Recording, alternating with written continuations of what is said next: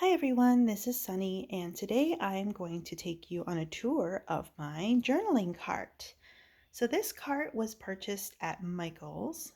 If you are in the US, you're probably familiar with Michael's, and I know many people have this very cart. It's a three-tiered rolling cart that is pretty affordable. I think I used a coupon and I got it for like 35 or $30.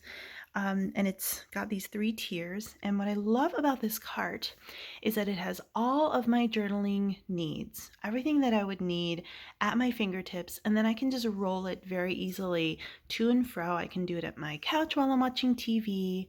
I can do it at my dining room table. I can go roll this over to my desk, or sometimes I'll just have it somewhere in the middle of the floor and I'll just journal on the floor. So I thought I'd take you through what I keep in here, and maybe it will inspire you to also have a journaling cart or a cart for whatever craft you are into. So let's take a look. So over here is where my journals live. My current one is really extra chunky, so it's like it doesn't really fit, but it's got I have a couple of other journals that I'm working on, and my one line a day journal. I'm on the fifth line now of this 5-year journal, which is really exciting. So that lives there, and then everything on the top is sort of like things that I used to write with and washi tape.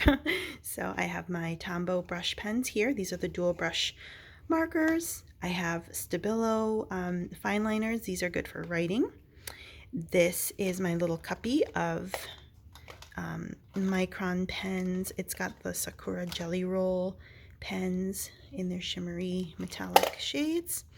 Here is a selection of my washi tape. So I rotate this out with my big collection of washi tape that I have in my studio, but this is just the ones that I'm into right now. This is my little cuppy of the Posca markers and Ecoline brush pens. And I have my binder clips that are stuck to the sides that I clip to the sides if I need to use them to hold open a journal spread. And then over here I have my stamp pads, the ones that I'm into right now.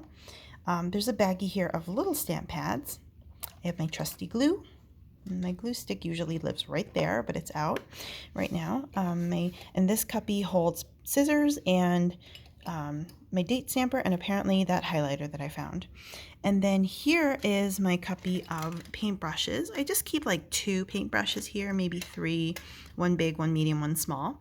And then I have my my fountain pens that I'm really into here, like this one and this one. They write so well. And then a couple of other pens and things for variety. So that's tier number 1. And then if you come down to tier number 2, there are several main things that live here. First of all, I have tons of fodder. So I have a fodder keeper here. I have a fodder keeper here. This is one of those accordion pockets or whatever, like coupon savers that I found at Goodwill for like $1 each, and they're great for storing fodder. I also have some sticker books, a notebook, and paper pad. And here are my stamps and paints. So I have number stamps, letter stamps. I have a stamp here for making lists. I have little letters. I also have, excuse me, green bag. I have a couple of stamps from my collection that I like to use more often. So this is a great one for edges of journal pages. I also have another one here. Where's my little corner guy? This is my favorite stamp. It's used on almost every page of my journals. This is great for corners, just adding a little bit of fun, a little visual interest. And then I have a couple of tins of watercolor here. I have this set that has those colors. I have one with more earthy colors like this. This is called Terrain. And what's nice about these tins that are pre-curated is that they always go together. I think they make them so that they sort of all flow, you know? And so I like having that around. And then of course my metallic watercolors, because that's how I roll.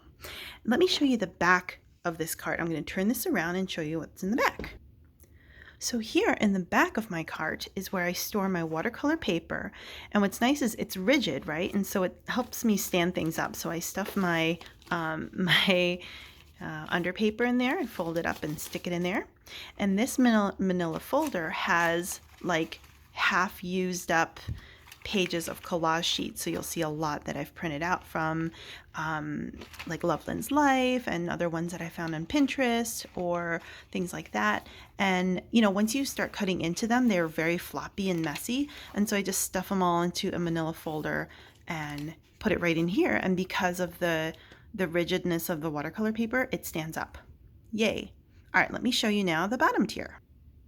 So the bottom tier of my rolling cart here, my journal cart, has, I think, one of the most important aspects of my journaling, which is all the fodder. So this is collage fodder that is too small to really live in a fodder keeper, but I want to have on hand anyway. And so it's got some stickers, it's got some bits of, you know, like notes that I wrote for myself, to-do lists. It's got painted pages, it's got under paper, it's got vintage stuff, it's got like paint chips, wrapping paper, anything that I have laying around that is a little too small to fit anywhere else or to, you know, properly stack into a fodder keeper, I keep in this basket. And this is my go-to basket that I start from when I start designing a page. So that's my fodder basket. It used to hold diapers and now my kids are big, so I get to have the baskets. And then in here, this is kind of a messier tier, but it's got stuff that I like to use occasionally. So it's got some refill inks for my pens.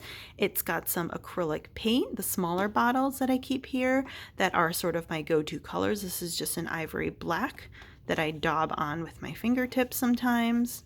It's got, let's see, it's got my color pencils and it's got my journaling lamp. I got this for my birthday from my BFFs and it's battery operated. So I just need to boop like that. And so I can journal literally anywhere, even in the dark. And it's got like things that just didn't fit anywhere else, like colorful staples and bags and magazines that I want to cut into, and this lid from the top of a big box of tea, and then envelopes, hiding those addresses there. Okay, so that is my journaling cart, everybody. Let me put this back in.